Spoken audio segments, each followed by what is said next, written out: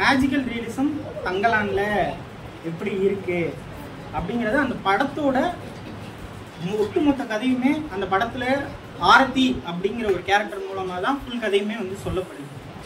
So கதையை வந்து ஒரு மூணு பக்கமாக நம்ம பிரிக்கலாம். 3 செஞ்சுரிஸ் வந்து மாறி மாறி வருது. அதில் கடைசியாக சொல்லப்படுறது தான் ஆரம்ப இடமே படத்தில். அதில் வந்து ஆரனும் ஆரத்தியும் நாகர் சமூகத்தை சேர்ந்தவங்களா இருப்பாங்க. ஒரு பேக்கில் வந்து ஒரு சைடில் வந்து புத்தரோட தோற்றம் மாதிரி இருக்கும், ஆனால் புத்தர் கிடையாது. அவர் வந்து ஒரு வசனம் சொல்கிறார். என்ன வசனம் வரும்னா, பற்றே எல்லா பிரச்சனைக்குமே காரணம் அப்படிங்கிறத சொல்லுவார். இந்த விஷயத்த தங்கலானுக்கு புரிய வைக்கிறது தான் இந்த ஹோல் படத்தில் நம்ம பார்க்கக்கூடிய விஷயம். அப்போ வந்து ஆரத்தி வந்து நிறைய இடங்கள்ல அது தூய தமிழ்ல அந்த வசனம் வரும். தன்னை அறியாதவர்கள், தன்னை உணராதவர் மண்ணாய் போவர், அவனை தலைவனாய் ஏற்றவர் வீணாய் போவர் அப்படிங்கிற வசனத்தை அவ வந்து பல்வேறு விதமா வந்து திருப்பி திருப்பி அவனுக்கு சொல்லிக்கிட்டே இருப்பா.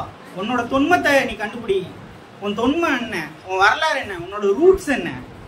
அந்த ரூட்ஸ் ரொம்ப முக்கியம். அந்த ரூட்ஸ் அவன் வந்து மறந்துட்டான், அதனாலதான் இப்படி மாறி இருக்கான் அப்படிங்கிறது தான் அவனை புரிய வைக்கிறது தான் அந்த ஒரு ஃபுல் படமே. உன்னோட வரலாறு என்ன, அந்த வரலாறை தேடு, நீ இது இல்லை, நீ ஏன் அவன் பக்கம் நிற்கிற, நீ இந்த பக்கம் வா, இந்த பக்கம் வா அப்படிங்கிறது தான். ஸோ மேஜிக்கல் ரியலிசம் அப்படிங்கிற விஷயத்த நம்ம பார்க்கறதுக்கு முன்னாடி அந்த தத்துவத்துக்கு முன்னாடி நிறைய விஷயங்கள் ஓவர்லேப் ஆகும். தோழர் சொன்ன மாதிரி ஓவர்லேப்பிங் வந்து இந்த தத்துவத்துக்கே இருக்கு. அதுக்கு முன்னாடி பார்த்தீங்கன்னா மேஜிக்கல் ரியலிசம்க்கு முன்னாடி சர்ரியலிசம் சொல்லலாம். சர்ரியலிசத்துக்கு முன்னாடி தாதாயிசம்னு ஒரு தத்துவம் இருக்கு. ஸோ இந்த தத்துவங்கள்லாம் எதன் அடிப்படையில் வருது அப்படின்னு ஒரு விஷயத்த நம்ம பார்க்கணும். ஆர்ட்ன்றது வந்து ஒரு இன்டர்பிரிட்டேஷன் தான். ஆர்ட் வந்து நீ இப்படிதான் புரிஞ்சுக்கணும் அப்படின்னு சொல்றது ஆர்ட்டே கிடையாது. ஆர்ட் ஒரு மனுஷனுக்கு ஒரு விஷயத்த சொல்லும், அவனா புரிஞ்சுக்கிறது தான். இது இப்படிதான் இருக்கு. ஆர்ட் வந்து ஒரு இன்டர்பிரிட்டேஷன். ஸோ பழங்காலத்துல ஆர்ட் எப்படி இருந்திருக்கு, இப்ப எப்படி ஆர்ட் மாறி இருக்கு அப்படிங்கிறத நம்ம பார்க்கணும். ஏன் இந்த தாதாயிசம் மூவ்மெண்ட் வந்துச்சு, ஏன் இந்த சர்ரியலிசம் வந்துச்சு, அதுக்கு அடுத்தது வந்து மேஜிக்கல் ரியலிசம் வந்துச்சு அப்படிங்கிறத நம்ம பார்க்க போனோம்னா, ஆர்ட் யாருக்காக இருந்தது முன்னாடி? ஆர்ட் வந்து மன்னர்களுக்காக இருந்துச்சு. எப்படி பதிய வைக்கிறாங்க, ஒரு ஓவியம் இருக்கு, அந்த ஓவியம் எதை பதிவு பண்ணுது அப்படிங்கிறது ஒண்ணு இருக்கு. அழகியல் சார்ந்து என்னென்னலாம் பதிவு பண்ணியிருக்குன்னு இருக்கு. இயற்கையை வரைஞ்சாங்க, மன்னரை வரைஞ்சாங்க, மன்னருக்கு தேவையானதை வரைஞ்சாங்க. மக்களுக்கு தேவையானதை யார் வரைகிறது? இப்போ நவீன வடிவம் எப்படி ஆர்ட் ஒரு பகுதியில மாறுதோ, ஆதிக்கமும் ஒரு விஷயத்திலயும் நவீனம் அடைஞ்சுக்கிட்டே வருது. ஒரு காலத்துக்கும் ஆதிக்கம் வந்து நவீனம் அடைஞ்சுக்கிட்டே வருது. அதை எதிர்க்கிறதுக்கு ஆர்ட்லயும் நவீனம் தேவை. அப்படி உருவானதுதான் தாதாயிசம்ன்ற தத்துவம். தாதாயிசம் தத்துவம் எப்போ உருவாச்சுன்னா, போர் தொடங்குற காலகட்டம். அதாவது வந்து முதல் உலக போர் 1914 அப்போ வந்து தோன்றினதுதான் தாதாயிசம் தத்துவம். அந்த தாதாயிசம் தத்துவத்தின்படி என்ன ஆச்சுன்னா, கலைஞர்கள் வந்து என்ன இது பண்ணாங்கன்னா, போர்ல வந்து பயங்கரமான இந்த மேஜிக்கல் ரியலிசம் நீங்க பாத்தீங்கன்னா அவ உணர்ச்சியை பத்தி அதிகமா பேசுவாங்க. ஒரு புறகாரணிகளை கடந்து ஒரு மனுஷனோட மென்டல் ஸ்டேட்டை வந்து அதிகமா பேசுவாங்க. அந்த மென்டல் ஸ்டேட்டை வந்து ஆர்ட் வந்து ரொம்ப இது பண்ணது வந்து தாதாயிசம் தத்துவத்துல தான். அதுல என்ன ஆகுதுன்னா, மனப்பிறழ்வும் பித்து பிடிச்ச மனநிலையிலையும் ஒரு போர் வந்து ஒரு மனுஷனுக்காக தான் கொடுக்கும். கடுமையான மனச்சிக்கலையும் மன அழுத்தத்தையும் ஒரு அந்த அகச்சிக்கல்ல இருந்து வெளியில வர்றதுக்கு வந்து அந்த கலைஞர்கள் தேர்ந்தெடுத்தது தான் தாதாயிசம். தாதாயிசம்ன்றது வந்து அவன் என்ன சொன்னான்னா, எல்லாத்தையுமே புறக்கணிச்சானுங்க. அதுல இருக்கிற கலைஞர்கள் நம்ம சமயம் வேணாம், மதம் வேணாம், எந்த தத்துவமும் வேணாம் அப்படின்னு சொல்லிட்டு ஃபார் லெஃப்ட். நான் எல்லாத்தையும் அதுல ஒரு லைன் வரும், நான் எல்லாத்தையும் மேல காரி துப்புறேன் அப்படின்னு சொல்லுவாங்க. அந்த தத்துவத்தின் மேலேயே அவங்க காரி துப்புறேன்றான். தாதாயிசம் தத்துவத்தின் மேலேயே நான் காரி துப்புறேன், அது ஒரு தத்துவமே கிடையாது, எதுவுமே வேண்டாம் அப்படிங்கிற மாதிரி பேசினாங்க. அவங்க வந்து இருக்கிற எல்லா அதிகார வர்க்கத்தையுமே எதிர்த்தாங்க.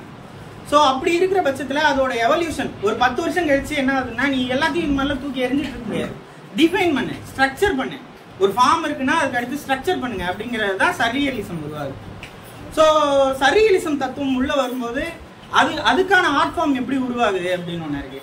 அவன் என்ன எடுத்துக்கிறாங்கன்னா, அவங்க இந்த இடத்துலதான் வந்து மனதத்துவ கலைஞர்களை வந்து உள்ள எடுத்துக்கிறாங்க.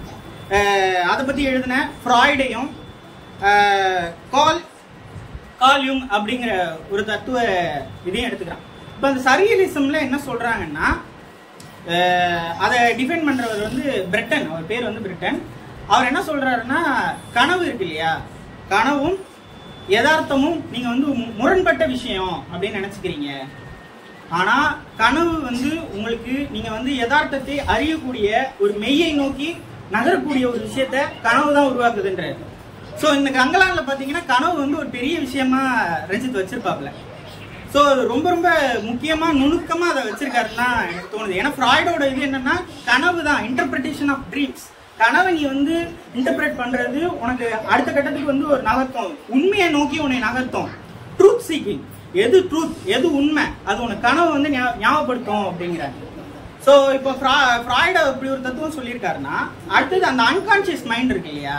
இப்போ ஒரு நாய் இருக்கு, நாய் போயிட்டே இருக்கு. எல்லா நாயுமே நீங்க ஒரு இடத்துல கட்டி போடுங்க, எங்க போனாலும் வெளியில போனாலும் காலத்துக்கு ஒண்ணு கிடைக்கும்.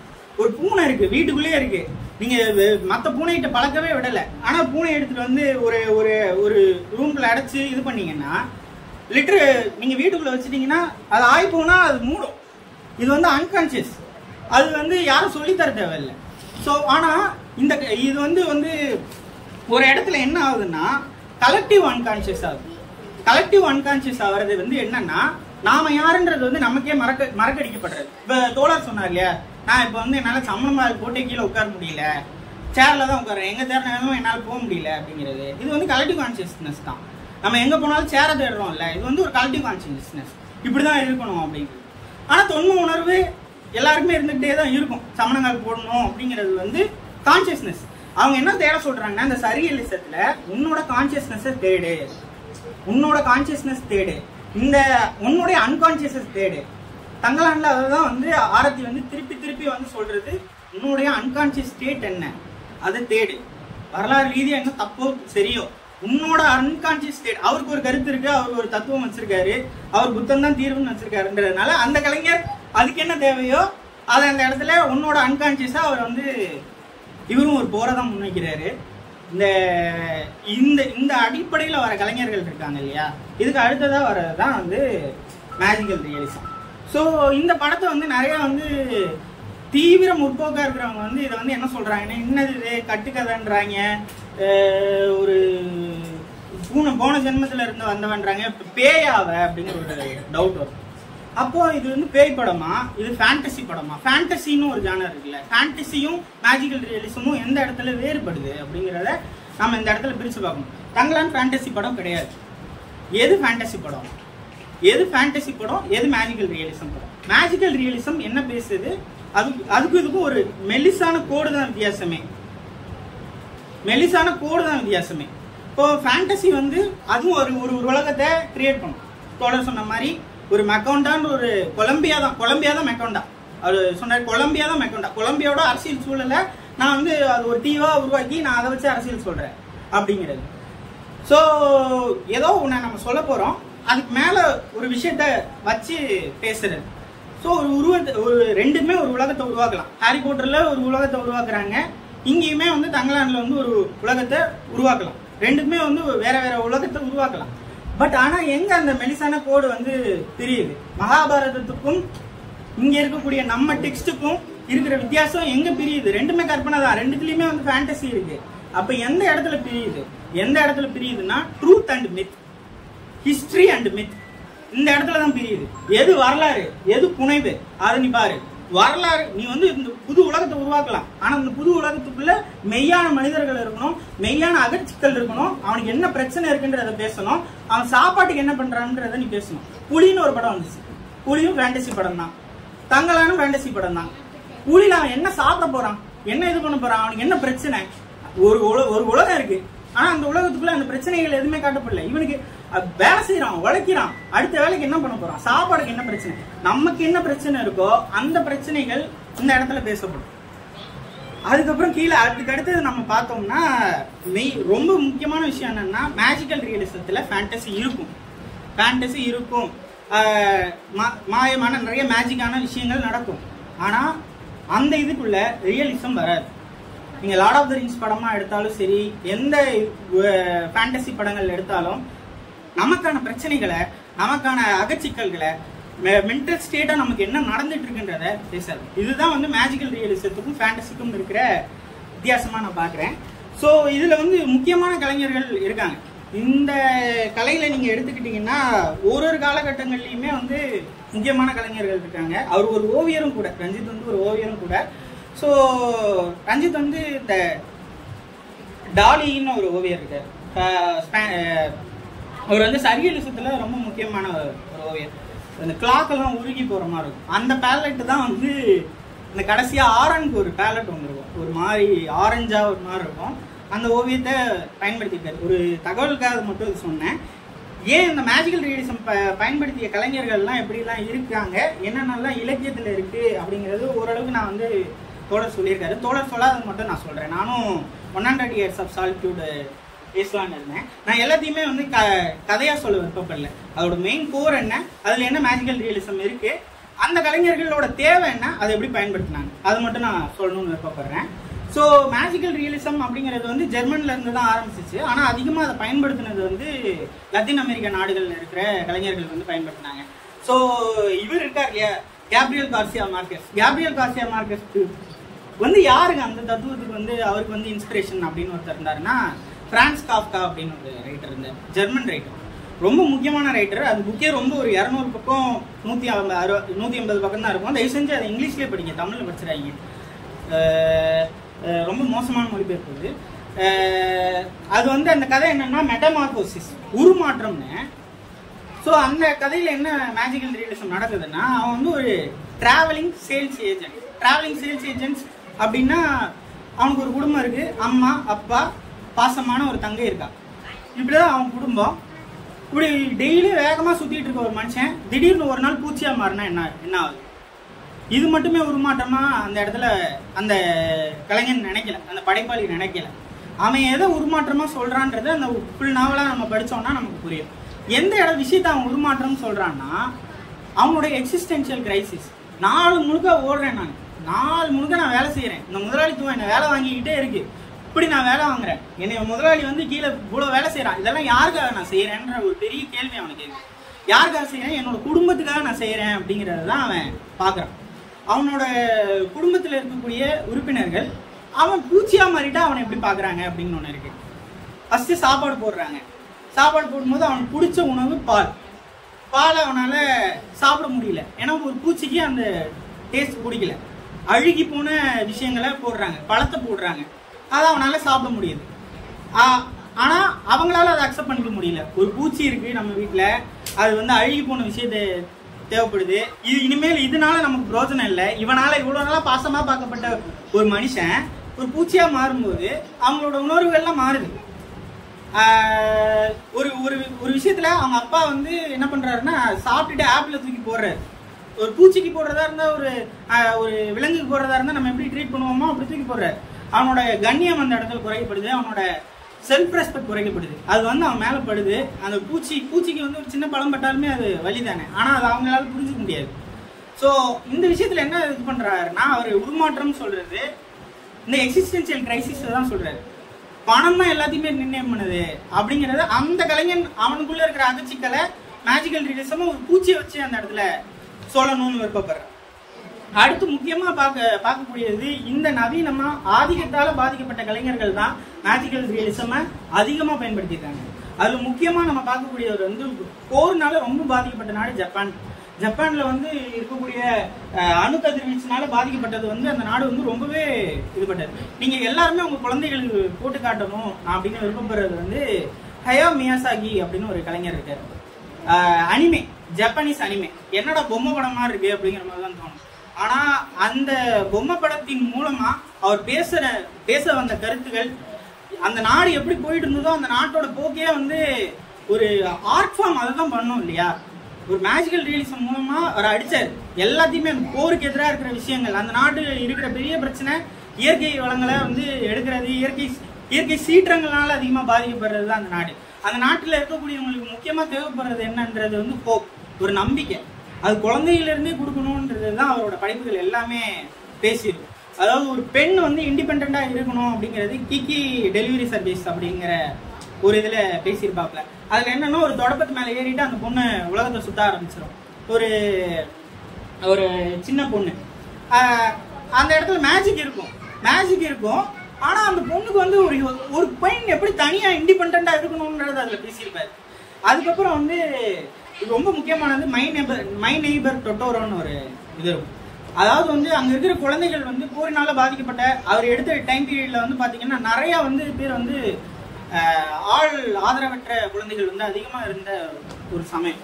அது மை நெய்பர் டொட்டோரோல அவ்வளோ அருமையா அந்த ஆதரவற்ற குழந்தைகள் அவங்களே வந்து தன்னோட சமையல் செய்யறதுல இருந்து எல்லா விஷயங்களையும் பண்றதுல இருந்து அந்த மை நெய்பர் டொட்டோரோ அந்த ஒரு விஷயத்துல வந்து கனெக்ட் பண்ணியிருப்பார். ஆர்ட் என்ன பண்ணணும், உனக்கு தேவையானது கொடுக்கணும், உனக்கு தேவையானது சொல்லணும். ஸோ அவரு வந்து பாத்தீங்கன்னா இத்தனைக்கும் வந்து அந்த போர்ல ரொம்ப ரொம்ப முக்கியமான வேலையை செஞ்சவரோட பையன். அதாவது வந்து ஏர்கிராஃப்ட் மேல பறக்குது இல்லையா, அந்த ஏர்கிராஃப்ட் மேல குண்டு தூக்கி போடுறாங்க இல்லையா, அவரோட பையன் அவர். ஆனா சிறு வயதிலேயே வந்து தாயை இழக்கப்படுறாரு. ஒரு பெரிய ஒரு சமூகத்தின் மேல கேள்வி வருது. இன்னும் உயிரோட தான் இருக்காரு. இப்போ கடைசியா வந்து ஆஸ்கர் அவர் தான் வின் பண்ணார், பாய் அண்ட் ஹெரான்னு. அதுக்கு முன்னாடி வந்து ஸ்பிரிட்டட் அவே அப்படின்னு ஒரு படத்துக்கும் ஆஸ்கர் வின் பண்ணியிருக்காரு. அந்த ஸ்பிரிட்டட் அவேயும் இதே மாதிரி அகச்சிக்கல்களை தான் பேசியிருக்கோம். ஒரு நாள்ல பாதிக்கப்பட்ட விஷயங்களும். இந்த பிளெயின் இருக்கு இல்லையா, பிளெயின் அவர் காட்சிப்படுத்தின விதமே ரொம்ப சூப்பரா இருக்கும். பிளெயினை வந்து ரொம்ப இயற்கைக்கு நெருக்கமா அதை கொண்டு வந்திருப்பார். அது ஒரு உயிரினம் மாதிரி அவர் காட்டியிருப்பார். நீங்க வந்து ஒரு கடலை சார்ந்த ஒரு விஷயத்த காட்டுவாரு, கடல் சார்ந்த விஷயத்த காட்டும்போது மீனை காட்டுவாரு. மீன் எப்படி சஃபகேட் ஆகுதுன்னு காட்டுவாரு. ஒரு கடல் இருக்கு, ஒரு கடலுக்குள்ள ஒரு மீன் போயிடுது, மீன் போயிட்டு வலையில இருந்து எல்லாத்தையும் வெளியில எடுக்கும் போது மீனை மட்டும் நீங்க எடுக்கலடா, இந்த உலகத்தோட உயிரே நீங்க எடுத்துட்டு இருக்கீங்கன்னு அதுல இருந்து எடுக்கும் போது அவ்வளோ கழிவுகளும் அவ்வளோ ஆயில் ஸ்பில்லிங்கும் வந்துட்டு இருக்கும். என்ன தேவை, ஒரு கலைஞனுக்கு ஏதோ ஒரு கருத்தை சொல்லணும்ன்ற அவசியம் இருக்கு. அதுக்கு பின்னாடி நான் வந்து ஃபேண்டசியான சில விஷயங்கள் சேர்த்துக்கிறேன். ரியலா உனக்கு என்ன பிரச்சனை இருக்குன்னு நான் சொல்ல விருப்பப்படுறேன் அப்படிங்கிறதான் இந்த மாதிரி கலைஞர்கள் வந்து எடுத்துட்டு இருக்காங்க. இன்னொரு முக்கியமான கலைஞர் இருக்காரு, அவரையும் சொல்லிட்டு நான் தங்கலான்குள்ள வந்துடுறேன். அவர் வந்து கிம் குடக் வந்து கொரியன்ல ரொம்ப முக்கியமான ஒரு டைரக்டர். அவரோட படம் வந்து human space time and human ஒரு படம் இருக்கு. ஸோ இது கதையோட மொதல் பாயிண்ட்லேயே அது வந்து மேஜிக்கல் ரியலிசம் ஆரம்பிச்சிடும். கப்பல் எங்கே போயிட்டு இருக்கோம், கப்பல் வந்து கடலில் போயிட்டு இருக்கோம், திடீர்னு வந்து அந்த கப்பல் வானத்துக்கு போயிடுச்சுன்னா என்ன ஆகும் அப்படிங்கிறது தான் ஒன்லைன், அந்த படத்தோட ஒன்லைன். அந்த பிரச்சனையை மட்டுமே வச்சுக்கிட்டு அந்த படத்தில் வந்து அவர் வந்து கொரியா வந்து எப்படிப்பட்ட ஒரு சொசைட்டின்னா மிக மிக மோசமான ஒரு பேட்ரியார்கல் சொசைட்டி, ஆணாதிக்கம் நிறைந்த ஒரு சமூகமா கொரியா இருக்கு. இன்னைக்கு காட்டப்படுற இங்க இருக்கிற கொரியாவுக்கு அவர் என்ன பிரச்சனையா அவர் பாக்குறாரோ அதை அதில் பேசியிருக்காரு. ஸோ மேலே போனோம்னா முதல் விஷயமா என்ன வரும், முதல் விஷயமே சாப்பாட்டுக்கு என்ன பண்ண போறோம் அப்படிங்கிற ஒரு விஷயம் தான். அவர் அதுவும் இல்லாமல் ஒரு வர்க்க சிந்தனையுடைய ஒரு ஆளு. மேலே போனோடனே என்ன பண்ணுவாருன்னா அங்கே வச்சு ஒரு டீம் ஃபார்ம் பண்ணுவார். டக்குன்னு அவங்க யார் ஆயுதம் வச்சிருக்கானோ அவன் வந்து டக்குன்னு ஃபுட்டை எல்லாத்தையும் எடுத்துட்டு மற்ற எல்லாரையும் மிரட்ட ஆரம்பிச்சிருவான். இங்க இருக்கிற கம்யூனிஸ்ட் ஸ்ட்ரக்சரை அழகா ஒரு படத்தை ஒரு கப்பல் மூலமா வச்சு ஒரு கதை சொல்றது இல்லையா. இங்க என்ன இருக்கு, மேஜிக் தான் நடந்திருக்கு. ஆனா ரியலா உனக்கு மக்களுக்கு என்ன பிரச்சனை, இங்க ஆயுதம் வச்சிருக்கிறவங்க வளங்கள் வச்சிருக்கிறவங்கன்னா எல்லாரையும் வந்து ஒடுக்கிட்டு இருக்கான் அப்படிங்கிறத சிம்பிளா பண்ணிடுவார். அதுக்கடுத்து அங்கேயே யார் அதிகமா பாதிக்கப்படுறா, அங்க இருக்கிற பெண்கள் வந்து வன்புணர்வு செய்யப்படுவாங்க. அப்போ அதிகாரம் யாரை வந்து அதிகமா பாதிக்குது, அங்கேயும் இருக்கிற பெண்களை தான் அதிகமா பாதிக்குதுன்னு வைப்பாங்க. ஒருத்தர் மாத்தி அடிச்சு கடைசியில செத்துருவாங்க. கடைசி அந்த படத்தோட கிளைமேக்ஸ் வந்து ரொம்ப ஷாக்கிங்கான கிளைமேக்ஸ், நீங்க பாருங்க, அதனால நான் விட்டுறேன். அது வந்து என்ன சொல்லணும்னா இந்த ஆணாதிக்க சமூகத்தின் மேல ஒரு சவுக்கடின்னு தான் சொல்லணும் அந்த படத்தோட கிளைமேக்ஸ். ஸோ ஒரு கலைஞன் மேஜிக்கா ஒரு விஷயத்தை பயன்படுத்திக்கிட்டாலும், ஏன்னா நவீனம் அடைஞ்சுக்கிட்டே இருக்கு, நவீனத்துக்கு ஏற்ற மாதிரி நம்மளோட சொல்ற கலை வழியா நம்ம சொல்லக்கூடிய விஷயங்களும் நவீனம் அடையணும். அதை தான் வந்து இந்த கலைஞர்கள் வந்து மிக முக்கியமா பண்றாங்கன்னு நான் பாக்குறேன். ஸோ இங்கேயுமே வந்து நிறைய கதைகள் இருக்கு. இங்க வந்து பாத்தீங்கன்னா பாமாமா அதை டச் பண்ணியிருக்காங்க. பாமாமா வந்து மனுஷியில ஒரு கதை வரும். மனுஷியில வந்து பாத்தீங்கன்னா 2 போட்டோ ஃப்ரேம்ல இந்த பக்கம் அம்பேத்கர் பேசிட்டு இருப்பாரு, அந்த பக்கம் வந்து இயேசு பேசிட்டு இருப்பாங்க. ஸோ அவங்களுக்கு ஏதோ ஒரு பிரச்சனை இருக்குல்ல, அவங்க வந்து ஒரு கன்னியாஸ்திரியா இருந்து அதுக்கப்புறம் அதுல இருந்து வெளியில வந்து கதை எழுத ஆரம்பிச்சாங்க. அவங்க அந்த செட்டப்புக்குள்ள அவங்களுக்கு கிறிஸ்தவம் ஒன்று பண்ணியிருக்குல்ல, அதை கேலி பண்ணியிருப்பாங்க. ஸோ ஒவ்வொரு கலைஞர்களுக்குமே ஏதோ ஒன்று சொல்லணும்னு விருப்பம் இருக்கு. அதை ஏதோ ஒன்று மேலே ஏற்றி அதுக்கு உண்மைக்கு நெருக்கமா எனக்கு என்ன பிரச்சனைன்றதை பேச விருப்பப்படுறது தான் இந்த மேஜிக்கல் ரியலிசம் அப்படிங்கிறத நான் பார்க்குறேன்.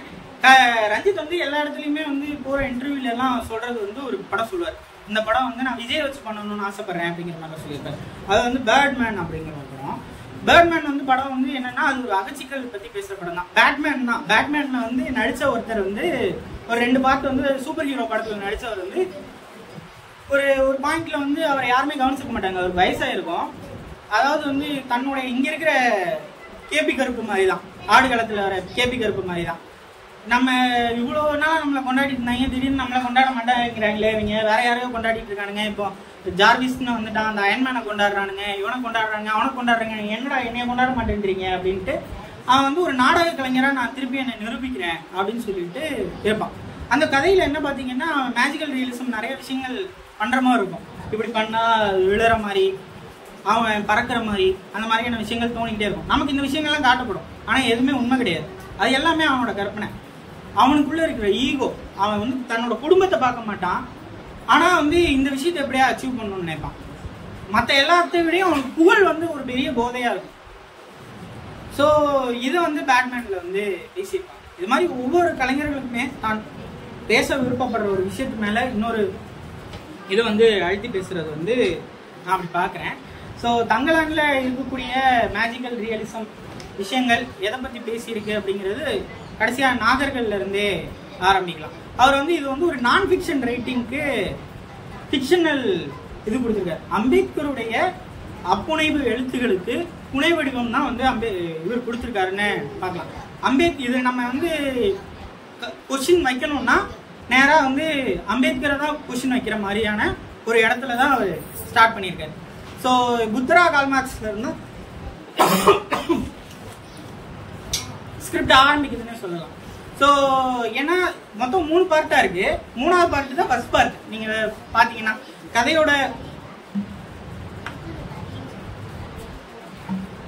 கதையோட கடைசி தான் ஸ்டார்டிங் பாயிண்ட். 5வது நூற்றாண்டுல தான் ஆரம்பிக்குது. ஸோ அந்த இடத்துல வந்து புத்தர் தான் பேசுறாரு. பற்றே எல்லாத்துக்குமே காரணம் அப்படிங்கிற, இங்க இருக்கிற எல்லாத்துக்குமே காரணம் ஆசை தான்டா, ஆசை தான் எல்லாத்துக்குமே பெரிய பிரச்சனையா இருக்கு. அதுக்கு என்ன காரணம்? வளங்கள் தான் காரணம். வளங்களை சுரண்டுவாங்க. நீங்க 2 பேரும் வந்து பாத்துக்கோங்க. அவங்க 2 பேரும் இண்டிஜினியஸ் பீப்புள்ஸ். 2 பேருமே வந்து ஒரு பழங்குடியை சார்ந்த ஆரத்திக்கிட்டையும் ஒப்படைக்கிறாங்க. நாகர்களான உங்ககிட்ட வந்து நான் அதை வந்து ஒப்படைக்கிறேன் அப்படிங்கிற மாதிரி விட்டுட்டு போயிடுவார். ஸோ நாகர்கள் அம்பேத்கர் எப்படி பார்த்தாருன்னு ஒன்று இருக்கு இல்லையா? அம்பேத்கர் வந்து 1956 தீட்ச பூமியில மாறும்போது ஒரு ஸ்டேட்மெண்ட் சொல்றாரு. ஸோ நான் ஏன் நாக்பூர் எடுத்தேன் அப்படின்னு உங்களுக்கு யாருக்காவது தெரியுமா அப்படிங்கிறாரு. ஸோ அப்போ இருக்கிறவங்கலாம் சொல்றாங்க, நீங்க வந்து ஆர்எஸ்எஸ் காரங்க அதிகமா இந்த இடத்துல இருக்கிறாங்க, அதனாலதான் நீங்க அப்படி பண்ணியிருக்கீங்க அப்படின்னு. அதெல்லாம் கிடையாதுரா. இது வந்து நாக்பூர்ன்றது வந்து நாகர்கள் வந்து ஆரியர்களுக்கு எதிராக இருந்தாங்க. ஆரியர்களுக்கும் நாகர்களுக்கும் போர் அதிகமா இருந்துச்சு. நாகர்கள் வந்து புத்தத்தை தழுவினவங்களா இருந்தாங்க. ஸோ அதனால இங்க நாகார்ஜுனா மலைன்னு ஒன்று இருக்கு. பக்கத்துலேயே ஒரு நாகார்ஜுனா மலை இருக்கு. நாகுன்ற ரிவர் இருக்கு. இந்த இடத்துக்கு பேர் நாக்பூர். அதனால இந்த இடத்துல வைக்கிறதுக்கு ஒரு காரண காரியங்கள் இருக்கு. அதனாலதான் நான் இது வச்சிருக்கேன் அப்படிங்கிற ஒரு ஸ்டேட்மெண்ட் சொல்றாரு நாகர்கள் பத்தி. ஸோ அப்ப நாகர்கள் நாக்பூர்ல இருக்கு. இங்க இருக்கிற ஆரணும் ஆர்த்தியும் தமிழ் பேசுறாங்களே அப்படிங்கிற ஒரு இடம் வரும். அப்போ தீண்டப்படாதவர்கள் யாருல வந்து அம்பேத்கர் வந்து சொல்றாரு. நாகர்கள் யாரு? நாகர்களுக்கு அவர் ஒரு டெபினேஷன் வச்சிருக்காரு இல்லையா? அது சொல்றாரு. நாகர்கள் வந்து இந்த மண்ணில், இந்திய மண்ணில் ஃபுல்லா பரவி இருந்தது அவங்க தான் அப்படிங்கிறார். ஸோ அது எப்படி இதாச்சுன்னா, ஆரியர்களின் படையெடுப்புக்கு பிறகு நார்த் சைட்ல இருக்கிற நாகர்கள் வந்து ஹிந்தி அந்த மாதிரி போயிட்டாங்க. இங்க இருக்கிறவங்க வந்து என்ன ஆகுதுன்னா, அந்த அந்த இது வந்து என்ன ஆகுதுன்னா, தமிழ், அவங்க பேசின மொழி தமிழ்ன்றார் அம்பேத்கர். அது வந்து இந்த சான்ஸ்கிரிட் இதாகி டமிட்டா, தமிழ் அப்படின்னு உருவாகுது அப்படின்னு சொல்லிட்டு, அது இனம் அல்ல, அவர் பாயிண்ட் ஆஃப் வியூல எனக்கு அதுல மாற்று கருத்து இருக்கு. அது இனம் அல்ல, அது வந்து மொழி அப்படிங்கிறார். ஸோ இந்த மொழியை பாதுகாத்துக்கிட்டே இருந்தவங்க தான் நாகர்கள் அப்படிங்கிறாரு.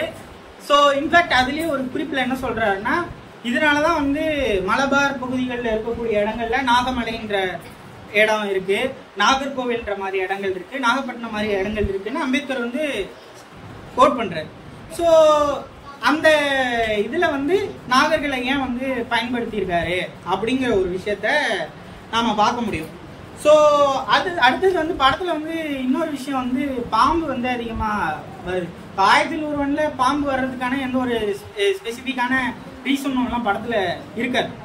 ஸோ அதில் வந்து எந்த ஒரு ஹிஸ்டரியும் வந்து அவங்க டச்லாம் பண்ணியிருக்க மாட்டாங்க. அது சோழர்கள்னு சும்மா சொல்லுவானுங்க, பாண்டியர்கள்னு சொல்லுவாங்க, அதெல்லாம் நிஜமாக நடந்ததெல்லாம் நமக்கு தெரியாது. ஆனால் இங்கே நாகர்களுக்கு வந்து அம்பேத்கரின் இதுபடி வந்து ஒரு கதை இருக்கு. அதாவது என்ன கதைன்னா, ரஞ்சித்தோட அல்டிமேட் எய்ம் வந்து அவருக்கு வந்து பௌத்தத்தை வந்து சொல்லணும். அதுதான் இந்த கதையில, வேற எதுவுமே கிடையாது. ஸோ பௌத்தத்தில் சொல்லும்போது அவங்களுக்கு வந்து ஒரு ஃபோக்லோர் இருக்கு. அந்த ஃபோக்லோரில் என்ன இருக்குன்னா, அம்பேத்கர் அதாவது வந்து புத்தர் வந்து தவம் இருந்துகிட்டு இருக்கும்போது மழை வந்து குறுக்கில் வந்து இது பண்ணிடக்கூடாதுன்றதுக்காக பாம்புகள் வந்து அவரை வந்து அந்த தலைக்கு மேலே இருந்து அந்த மலையை இருந்து தவிர்த்துச்சு அப்படிங்கிற மாதிரியான விஷயங்கள் சொல்லுவாங்க. ஸோ அது மட்டும் இல்லாமல் அந்த தங்கங்கள் இருக்கு இல்லையா, அந்த தங்கத்தை காக்கிறதுக்கும் மண்ணுக்கு அடியில் தான் இருந்தது, அதை காக்கிறதுக்காகவும் அந்த பாம்புகளை வந்து இது பண்ணாரு அப்படிங்கிற மாதிரியான ஒரு ஃபோக்லோர். இது நாட்டுக்கு புறக்கதை தான். அம்பேத்கருமே வந்து இது பண்ணுற இடத்துல அதை தான் சொல்கிறாரு. அது ஒரு ஃபோக்லோர்ன்ற மாதிரி தான் சொல்கிறாப்புல. ஸோ அந்த நீங்கள் எல்லா புத்தர் சிலையிலையும் பார்த்தீங்கன்னா 5 நாகம் வந்து மேலே வந்து இப்படி இது பண்ணிட்டு இருக்கோம். எல்லா பல நாடுகளில் இருக்க சிலையில எல்லாம் அந்த பாம்பு இருக்கும். ஸோ பாம்பை பயன்படுத்தினது கூட அப்படிப்பட்ட ஒரு விஷயம்தான். தென் அந்த சிலை வந்து வெட்டப்படும், ஒரு இடத்துல வெட்டப்படும். அது யாருனால வெட்டப்படுது அப்படிங்கிறது வந்து ரொம்ப முக்கியமாக நான் பார்க்குறேன். ஒரு மன்னன், அந்த மன்னனை வந்து யார் தூண்டுறா, ஏன்னா பார்ப்பனர்கள் தான் அந்த இடத்துல தூண்டுற மாதிரி வரும். ஸோ இது ரொம்ப முக்கியம். ஏன்னா வந்து அந்த டைமில் நடந்த ரொம்ப ரொம்ப முக்கியமான ஒரு விஷயம். நான் ஏற்கனவே போர்ன்னு நிறைய சொல்லிட்டு வந்தேன். பௌத்தர்களுக்கும் பார்ப்பனியத்துக்கும் நடந்த போர் தான் இந்திய வரலாறு அப்படிங்கிற ஒரு விஷயத்தை குறிக்கிறதுக்காக தான் அந்த சிலை வைக்கப்படுது. அதாவது ஒரு புனைவு வந்து கால மாற்றங்கள் ஏற்படுத்தி வைக்கிறதுக்கும், ஆனால் நான் சொல்ல வேண்டிய கருத்தை எனக்கு சொல்லணும். அங்கே வந்து புத்தர் சிலை இருந்ததெல்லாம் எனக்கு தேவை கிடையாது. இப்போ ஒரு படம் எடுத்தாரு, தம்மம்னு எடுத்தாரு. எந்த விவசாய நிலத்துல சிலை வச்சிருக்காங்கன்னா இல்லை.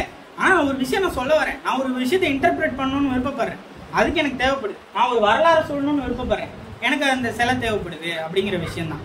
ஸோ இப்போ அந்த இடத்துல ஒரு சிலையை வைக்கிறாரு, அந்த சிலையில வெட்டுற மாதிரி வருது. யாருனால வெட்டப்படுறது? ஒரு பாப்பா வந்து தூண்டுறான்.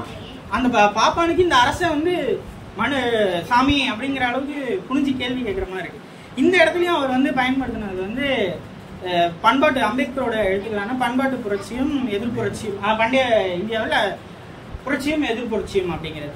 ஸோ இந்த இடத்துல என்ன ஆகுதுன்னா, அப்போ வந்து மகதான் ஒரு நாடு சாம்ராஜ்யம் இருந்தது. மகதரா சாம்ராஜ்யத்தை வந்து ஃபுல்லாக ஆண்டது வந்து பார்த்தீங்கன்னா நாகர்கள் தான்